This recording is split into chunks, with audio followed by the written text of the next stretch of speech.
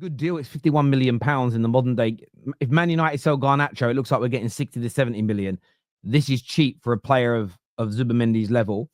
In terms of the message, Potsy, does this tell you that come rain, come shine, trophy or no trophy, Mikel Arteta is your manager next year? Who knew, Terry? Who knew? Huh? This is an absolute Mikel staying whether you like it or not type. And this is the thing that people have missed, I think. Oh my God, we might be signing Zubimendi. They've not thought, well, Mikel Arteta's staying then. And both are true. Well, we believe if we sign Zubimendi, that is. I can tell you what is true. Mikel Arteta will be here. And I've estimated he'll be here for another 3 years at least. I really believe that, no matter what happens. I don't think if you don't win anything, even if you don't win any trophy. Yeah, because it's the owners, bruv. It's not the fan base. And to be fair, it is the fan base, but actually, because there's a certain section of the fan base that do their best to call it out. But unfortunately, we're in the minority.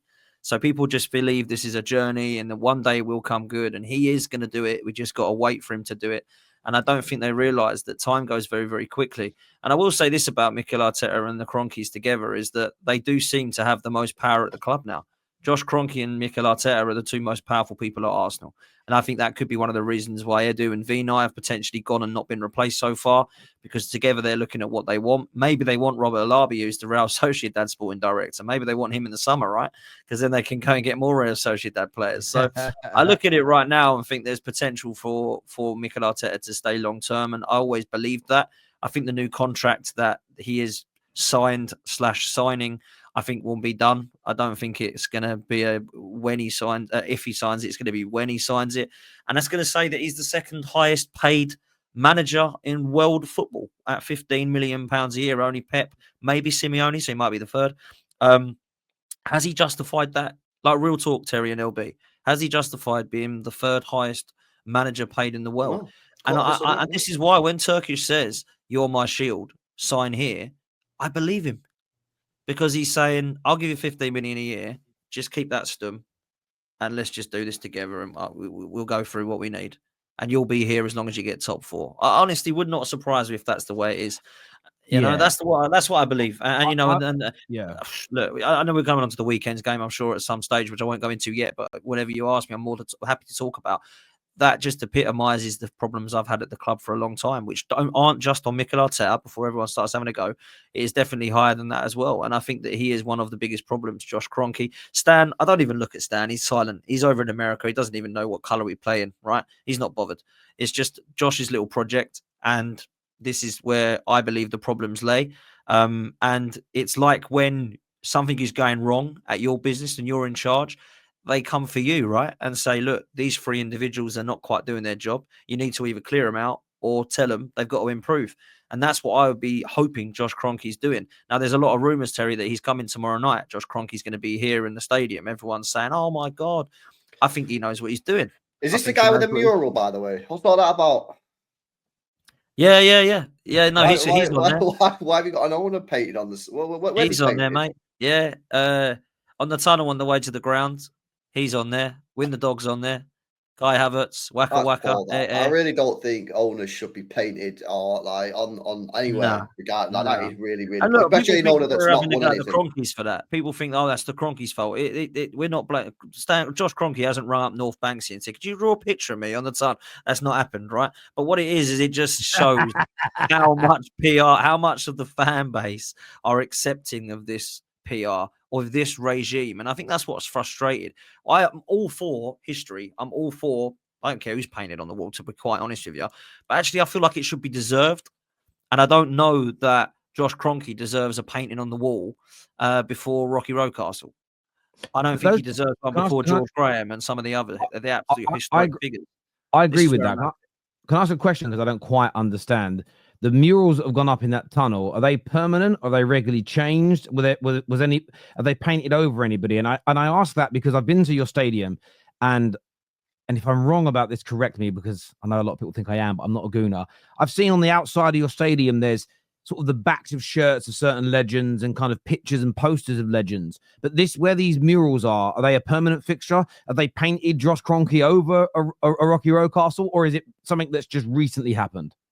Yeah, so that's recent. It's very separate to what's outside the ground. So outside the ground, they've actual legends that are in history. So they've all won silverware, or they've got legends at the back of their shirts. So it'll be as far back as Charlie George, or we've got the Herbert Chapman statue. All of that stuff I totally with, and that's what I want to be seeing.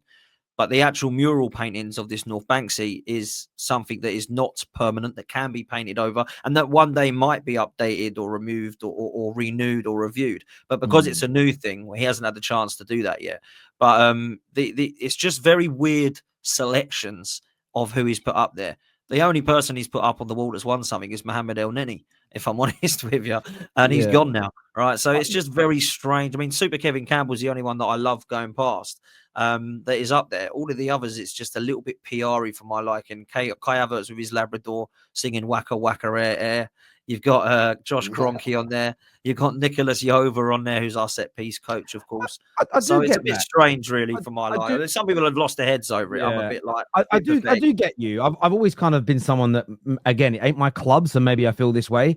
The PR element, it sounds to me more like they've painted on the walls, and you could argue Kevin Campbell's there because of obviously his recent very, very sad departure. But it almost feels like they're painting on those walls things that are kind of topical and trending in the moment. The dog, the set piece coach, and everything else, as opposed to we're painting a mural to honor you as a legend. And I'm not saying people are right or wrong to be upset about them or buzzing about them, but it sounds like they've just painted on the wall things that most Arsenal fans are typically tweeting about and talking about. Because no disrespect to any of the legends, like I definitely tweet more about what's going on about Man United today than I do about Sir Matt Busby. But that doesn't mean so in terms of what's going on right now in a contemporary sense, it matters more to fans in the here and now than history at some time. So I think there's a bit of that. But I also understand when you've gone out of, or I'm not going to say you're out of the League Cup yet, because I still think that's a little bit something about that I don't like. Not that I'm defending Arsenal, just you're not officially out, but you're all but out, and you go out of two competitions. I do understand the reaction to things. I really do. In terms of the game at the weekend, were you there? Did you go to the game? What was it like in terms of, because obviously you lost the game and you went out. We know all of that, but the big chances were missed. You probably were the better team in terms of opportunities created in the game. You should have won it with those chances, but you didn't. And you go out again the early stages. Obviously, there's a lot of pain in it. Man United are big rivals. We went down to 10 men. You played against us for an hour with 10 men. What went wrong, and what was the reaction like actually being there? Well, what went wrong is the fact that we haven't actually played much better than this in the last few weeks. That's what went wrong. What's going wrong at the moment is Mikel Arteta has got this in his mind that it's really, really important that we don't go out and be this free-flowing, attack-minded team. And I don't know where that style has gone or why it's gone. I think he's completely had PTSD over the last couple of years about how he lost, when most fans thought, you know what, you need a bit more, but go again. Like go again with that style, but with a few more heads, you might be able to get across the line. But he's completely changed and restructured it now. Look, we had chances in the game. I definitely won't deny that. But we fluffed our lines. And what was it like in the ground, Tel? Realization from a lot of this fan base. And what I mean by that is there was I mean, I don't know if you saw on TV how quiet it was as far as Arsenal fans were concerned. Realization that actually this manager might not get us across the line. Realization that we're not ready to win a trophy this season. Realization this squad might not be good enough. Realization with the injuries we've had and with the fact that we've got not much cover after that first 11 is probably not winning enough to be fighting on all four fronts. And realization that we're going to go 5 years without an FA Cup, 6 years, now, without an FA Cup. Probably that amount of time on top of what we've not done with the Carabao Cup now, which will be 31 years without a Carabao Cup or a League Cup. I think there's a lot of the fan base that started to have a question marks about the manager, not just the process and the ownership and the board and stuff that they already had doubts with. It was like, And do you know what the biggest thing was? And I hate to say this, and Arsenal fans are going to hate me for this, but there was no way we could blame the referee this time, because he was awful. I mean, if anything, tried to win. Side.